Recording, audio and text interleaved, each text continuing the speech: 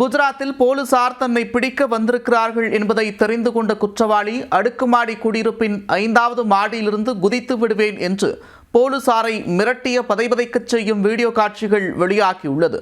குற்றவாளி சிக்கினாரா?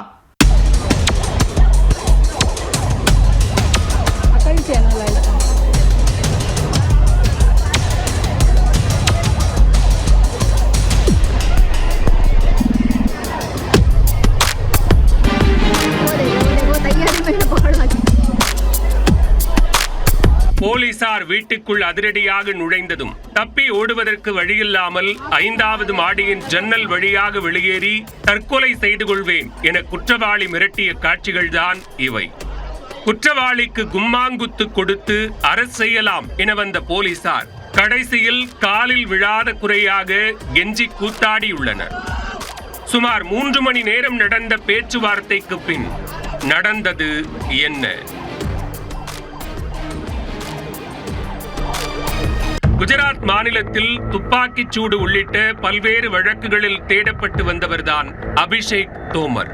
போலீசாரிடம் சிக்காமல் தண்ணி காட்டி வந்த தோமர் அகமதாபாத்தில் உள்ள சிவம் அவாஸ் என்ற அடுக்குமாடி குடியிருப்பில் பதுங்கி இருப்பதாக போலீசாருக்கு ரகசிய தகவல் கிடைத்துள்ளது.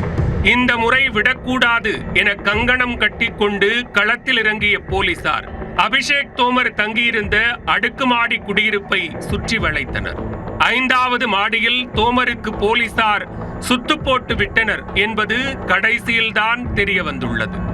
இன்னும் சிறிது நேரத்தில் போலீசார் கதவை உடைத்துக் கொண்டு உள்ளே வரப்போகிறார்கள். என்ன செய்வது என யோசித்த அபிஷேக் தோமர் சமையலறை ஜன்னலை திறந்து கொண்டு வெளியேறியிருக்கிறார். கரணம் தப்பினால் மரணம் என்கிற நிலையில் 5வது மாடியின் ஜன்னலோரம் இருந்த ஸ்லாபில் நின்றபடி ஒரு மூலையில் நின்றிருக்கிறார் அபிஷேக்.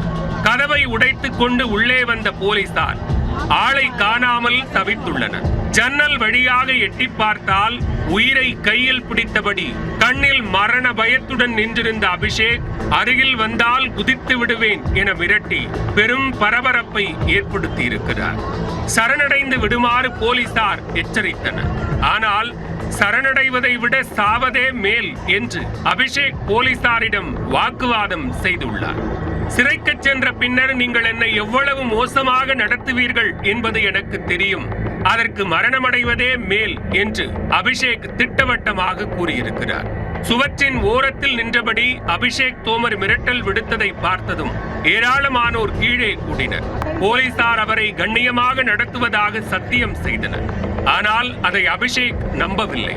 நிலைமையை கட்டுக்குள் கொண்டுவர தீயணைப்பு படையினர் வரவழைக்கப்பட்டனர். போலீசார் மற்றும் தீயணைப்பு படையினர் இணைந்து சுமார் 3 மணி நேரம் போராடி கெஞ்சி கூத்தாடி அபிஷேக்கை பத்திரமாக கீழே இறக்கினர். சினிமா பாணியில் நடந்த இந்த சம்பவம் அப்பகுதியில் பெரும் பரபரப்பை ஏற்படுத்தியது.